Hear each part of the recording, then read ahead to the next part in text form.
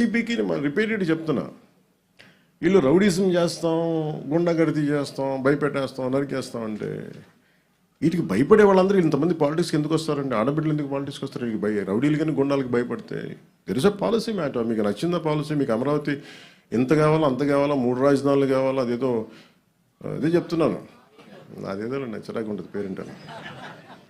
అందుకే అంటే నేను ఎంత ల్యాండ్ కావాలి అనేది అదొక ఇట్స్ ఆల్ డిపెండ్స్ ఒక్కొక్క విషయం.